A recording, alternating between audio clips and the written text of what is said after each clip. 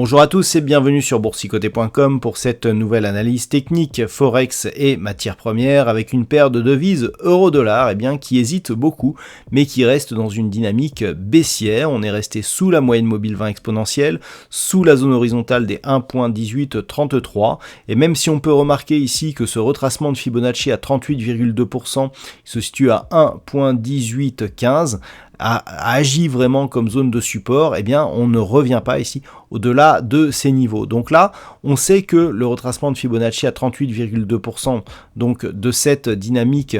haussière était un objectif en cas de cassure ici du retracement à 23,6. Maintenant ici que ce contact est validé, de deux choses l'une. Soit on franchit ici, on valide la cassure des 1.18 et l'objectif est dans ce cas-là la prochaine zone de retracement, à savoir entre 50 et 61,8%. Nous avons une zone majeure ici qui ferait un parfait objectif à 1.1760, soit on revient ici au-dessus de cette zone des 1.1833, au-dessus de cette moyenne mobile 20 exponentielle, et on validerait un possible retour sur les points hauts en cas de rupture à la hausse de ce retracement ici des 23,6% qui se situe à 1.1851. Tant que l'on est sous ces niveaux, ça reste baissier pour cette paire de devises euro-dollar.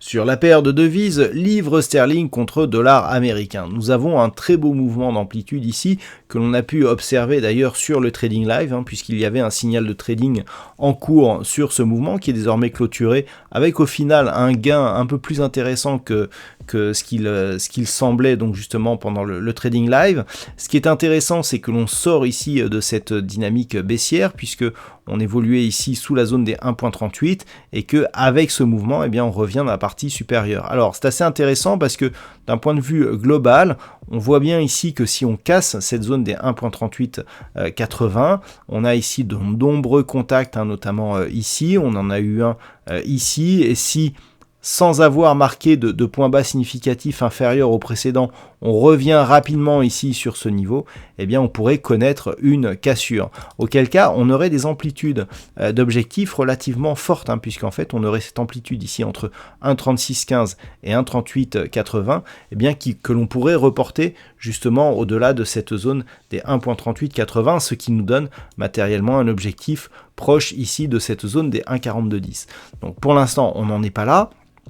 On a ici un objectif qui pourrait se valider en cas de rupture des 1.3880 et c'est donc cette zone qu'il va falloir surveiller en cette fin de semaine puisque malgré ici cette remontée assez forte, on a des indicateurs qui ne sont pas en surchauffe, on voit un RSI ici sur une petite dynamique haussière loin de sa zone de surachat, un histogramme du MACD qui vient juste de repasser ici dans la zone supérieure de sa zone d'évolution. Donc demain à surveiller un éventuel franchissement ici de la zone des 1.3880. Si cette cassure est validée, là on aura des signaux moyen terme qui seront assez intéressants à observer.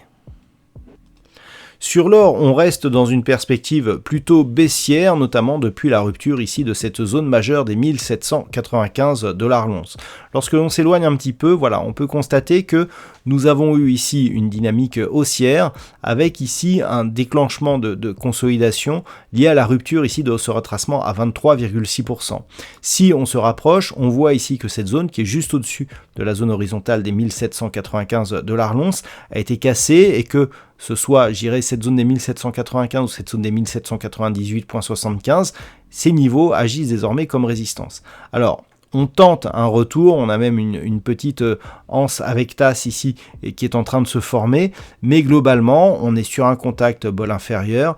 sous la moyenne mobile 20 exponentielle, ça reste baissier. Toutefois, si les cours arrivent à repasser durablement au-dessus de ce niveau, on pourra neutraliser cette dynamique et donc invalider l'objectif de poursuite en direction ici des 1777 $ l'once. Par contre, tant que l'on reste sous ce niveau, l'objectif il est sur ce deuxième retracement de Fibonacci, donc 1777, et la dynamique court terme reste pour l'instant encore orientée à la baisse.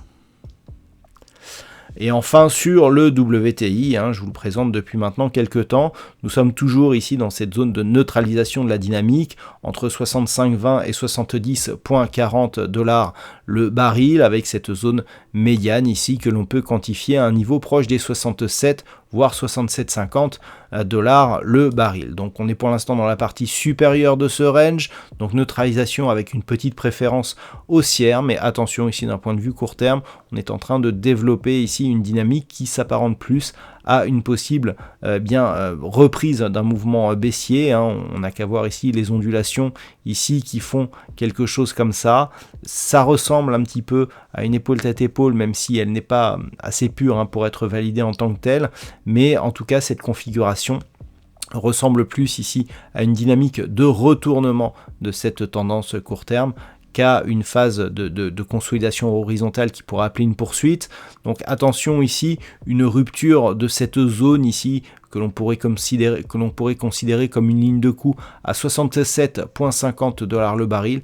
pourrait accélérer le mouvement en direction d'un retour ici sur cette zone des 65,20. Et par contre, une rupture éventuelle de cette zone serait un signal baissier assez important d'un point de vue moyen terme.